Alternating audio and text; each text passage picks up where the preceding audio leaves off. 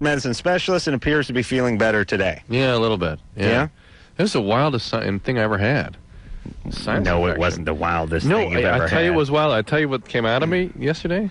Drew blew that was wild. Blew a clam bar out of his nose. A fetus. Yesterday. No, it was a fetus. Was it fetus? Yeah, fetus. Yeah. Fetus followed by baby squid. Placenta.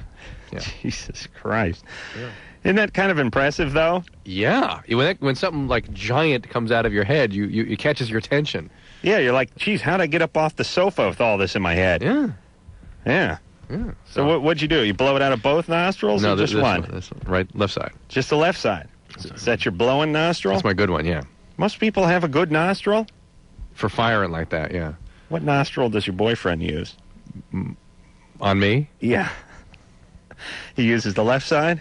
It's got a little extra lubrication. A nostril. Great. All right, Rob Zombie is our guest, and guess what, everybody? He's having a little difficulty finding the studio, so he's a little bit late. It's a problem that's never happened here before. We'll deal with that as it unfurls. He should be in here momentarily, and until Rob rolls in here, we will go to the phones. Natalie. Hi. Hey, you're 15. What's up? Yeah, I called in last week on Thursday. Okay. I'm the chick that gave the guy the handjob in the back of the van. Keep going. Okay, he's blackmailing me now, and if I don't have sex with him, he's going to tell my mom and my dad about things I've done in the past. Recap the story for those of us who don't remember. Okay, about 3 weeks ago, we got bored in the back of the van, so I decided to give him a handjob. Oh, this was with his mom. And remember the mom was driving? Yeah, and there was Right. I still, when I picture back of the van, I still picture a dark paneled Econoline from like 78. I still don't picture that minivan. With the one window in the back with the Dodge minivan. All right. Yes, quiet down. You were driving home from church with this 15-year-old guy.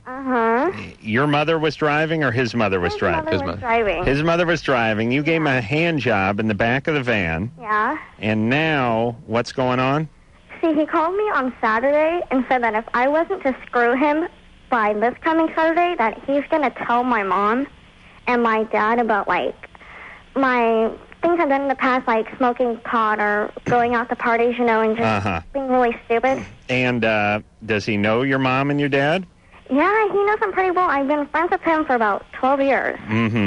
And so you guys have been friends since you were 3? We grew up together in church. Fantastic. See why you should go to church?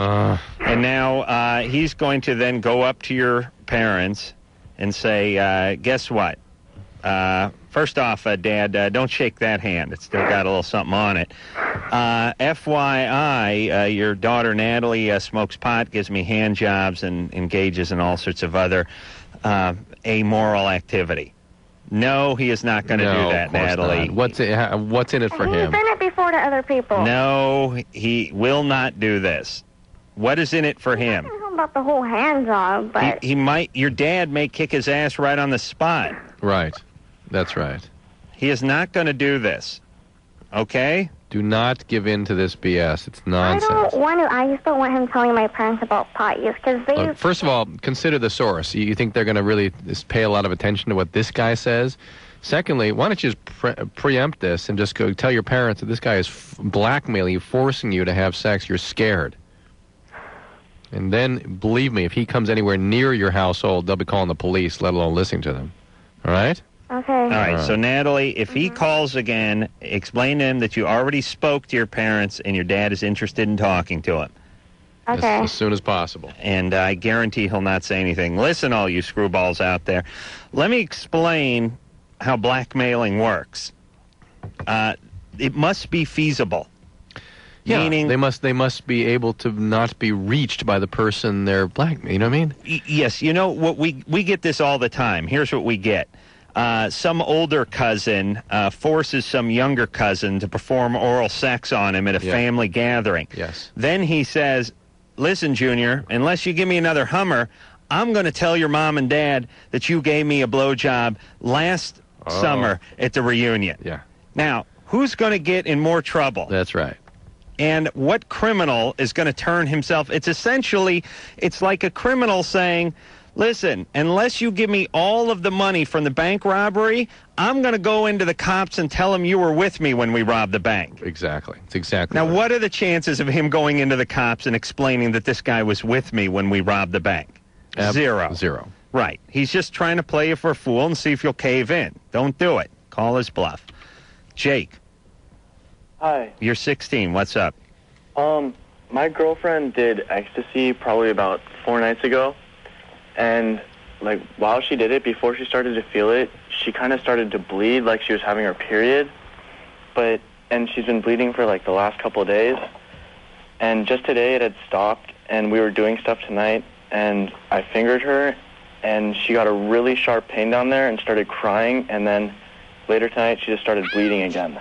Mm-hmm. And she said that it wasn't like she was having her period. She said it was like a darker kind of blood and kind of gooey. Is there any chance she's pregnant? No, she's on the pill. She's been taking it properly? And... Oh, I had a great fact. Listen to this. Hang on one second, Jake. This is pertinent to what you're talking about. We've talked to people like Jake's girlfriend who got pregnant on the pill. They swore they took it at the same time every day. And a pharmacist overheard us talking to a young caller who said, I know I take it at the same time every day because my beeper is set to alarm at 3 in the afternoon and I take it when the beeper goes off. The pharmacist faxed me and said, hey, if it's her beeper going off, it's probably in her purse. If she keeps her pills in her purse all day, it probably sits in her car or sits in these unreasonable environments, these hot environments where the pills can be neutralized. They can by heat? Yeah, or extreme heat or extreme cold.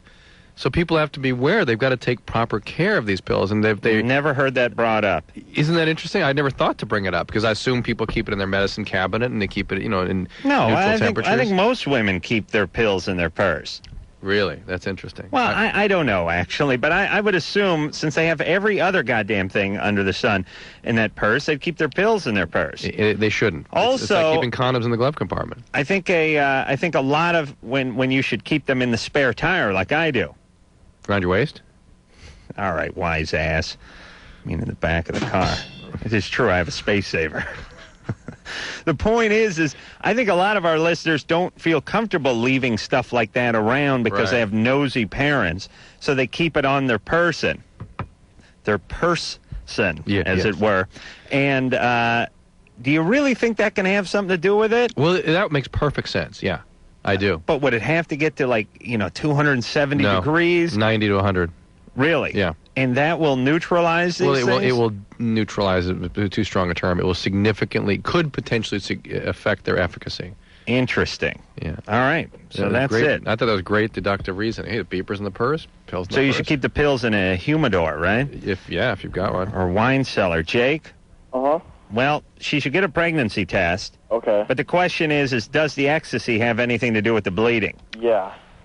We never hear that. That's not a typical side effect, no. But look, the wind changing direction can make women bleed. So certainly something as powerful as a chemical could do it, too. I took X once and had some rectal bleeding, but that was after a pretty thorough going over by a few guys. Put that in the cart, please. Thank you.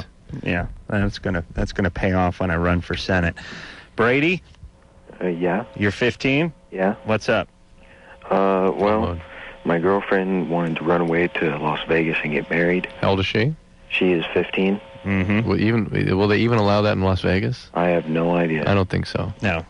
You can gamble and you'll get some complimentary cocktails, but no, you cannot get married. What is she trying to run away from? Her parents. What's the matter with them? She's adopted. And what's the matter with the parents? Well, her parents, they're Catholic, so they're really religious. And what's the matter with her parents? I don't know. Okay, are they beating her? Are they abusing her? I don't think so, not that I know of. Okay, why is she having such difficulty then? Just, I don't know. Her parents are just... Have you met them? She just doesn't like them because they're so religious. Have you met the parents? Yes, I have. And they seem okay to you?